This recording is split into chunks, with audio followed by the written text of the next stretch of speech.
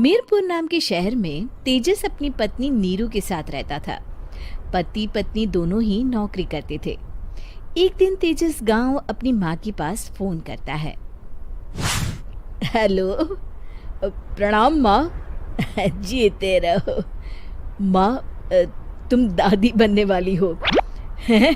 अरे वाह, ठीक है बेटा, मैं कल ही आती हूँ।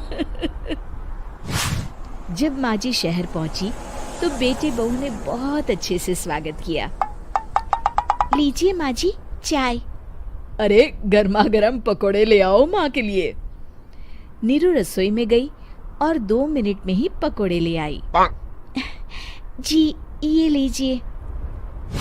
बहू जादू से बनाए हैं क्या? अभी तो रसोई में गई थी। यम्मी। माँ जी, शीला रसोई में पकोड़े तल रही है, मैं बस लेकर आई।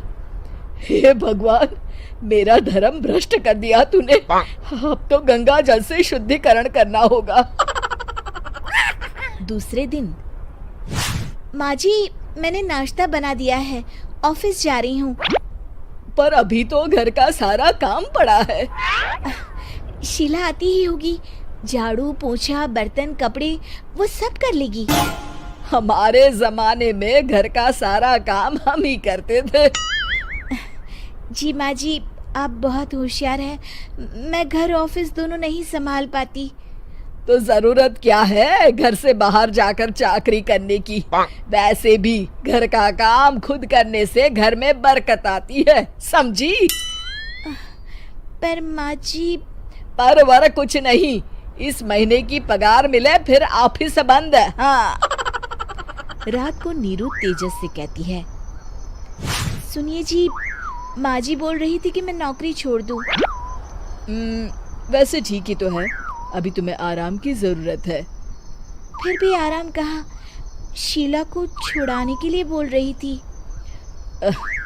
तो अब 24 घंटे में इतना काम तो कर ही सकती हो। पर जॉब पसंद है मुझे, घर पर मन नहीं लगेगा। अगले दिन जब दोनों ऑफिस के लिए निकल रहे थे, मेरी तो कोई कीमत ही नहीं है इस घर में। माँ जी, आजकल महंगाई बहुत है, रहन सहन भी बदल गया है, दोनों नौकरी करते हैं तभी ठीक रहता है। अच्छा, तू कहना क्या चाहती है? मेरा बेटा तुझे बिठा के खिला नहीं सकता? तू ही इस घर का खर्च चला रही है, हैं? नहीं माँ जी, मेरा वो मतलब नहीं था।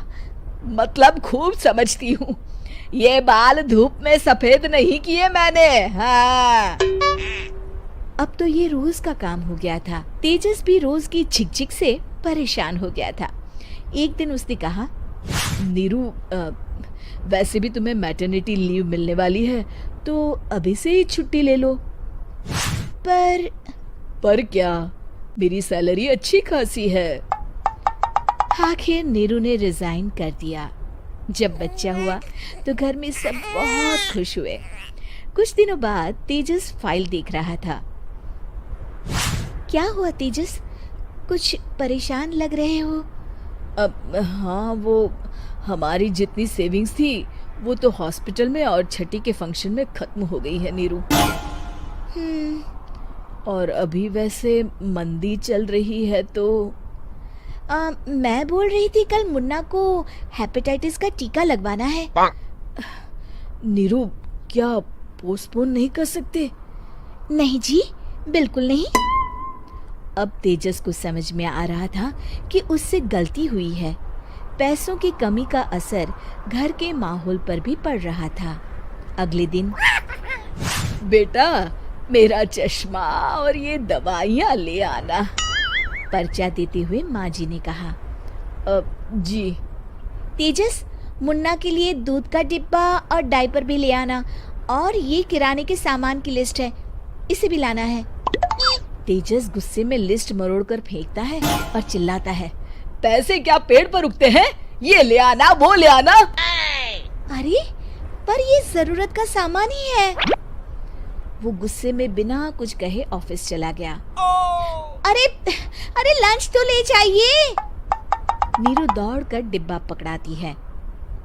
एक दिन खाना खाने के बाद, नीरू, अब तो मुन्ना कुछ बड़ा हो गया, तो अब तुम वापस ज्वाइन कर लो ना जॉब। पर इस रिसेशन में जॉब मिलना बहुत मुश्किल है। ट्राई तो करो।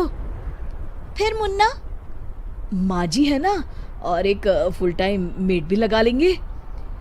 पर माँ जी, उन्हें तो पसंद नहीं।